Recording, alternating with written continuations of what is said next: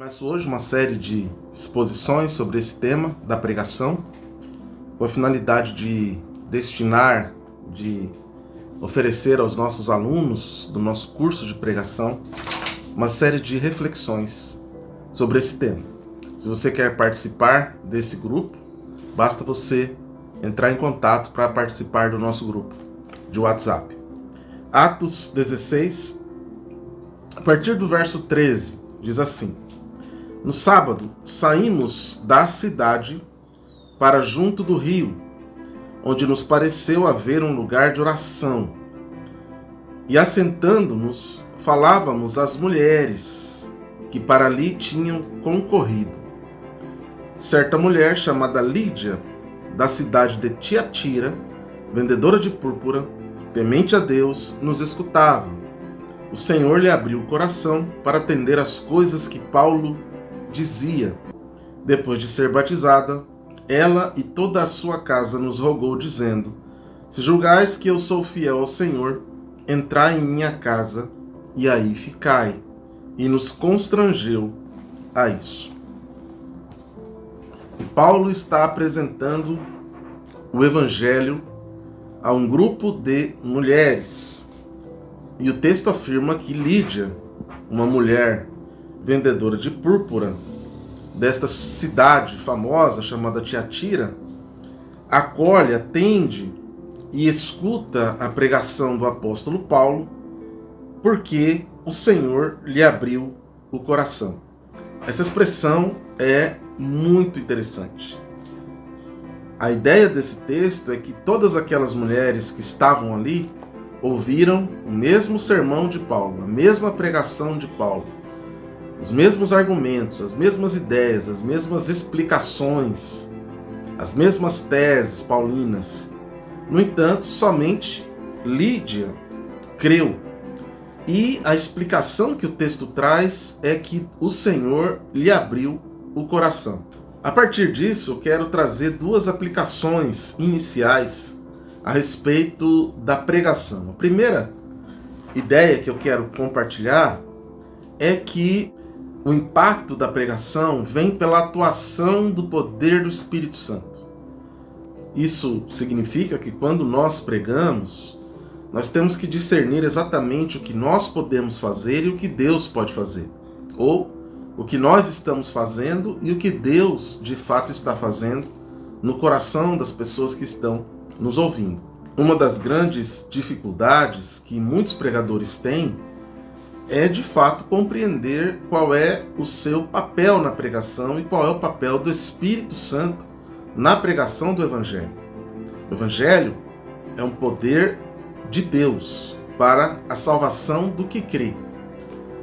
E aí percebemos o apóstolo Paulo aqui em Filipos pregando e o Espírito Santo agindo no coração de Lídia, para que ela pudesse compreender a exposição paulina e crer no Evangelho de Deus. Perceba então que existe aqui a parte de Paulo, a parte humana, e existe o poder do Espírito atuando por meio da pregação do Evangelho. Na linguagem do grande reformador Lutero, o Evangelho é a pregação salvífica. O Evangelho é a pregação que o Espírito Santo atua para abrir os olhos, para desobstruir os ouvidos, para que os pecadores percebam a verdade e creiam na verdade e assim sejam salvos. Mas a única possibilidade da crença é pela atuação do Espírito Santo no coração das pessoas. Assim, um grande desafio que nós temos como pregadores, como expositores, é de fato compreendermos o nosso papel e aquele papel que concerne ao Espírito Santo. Assim, nós devemos expor o Evangelho da melhor forma que pudermos, com o nosso melhor preparo, com tempo de estudo, com preparo, com oração, com sensibilidade, com amor às pessoas, darmos de fato aquilo que temos de melhor para a exposição do Evangelho, mas sabendo que o grande trabalho o grande evangelista, o grande poder é o Espírito Santo. É Ele quem estará atuando no coração das pessoas. E perceba que na linguagem do Evangelho de Paulo, o poder de Deus acompanha a pregação do Evangelho. Assim, o poder acompanha o Evangelho. Quando o Evangelho é pregado, existe ali poder de Deus para a salvação daquele que crê. Uma segunda verdade que percebo aqui é que o pregador deve fazer toda a sua parte, todo o seu trabalho. O pregador deve estar completamente comprometido com a sua atividade de pregar o Evangelho da melhor maneira que ele puder.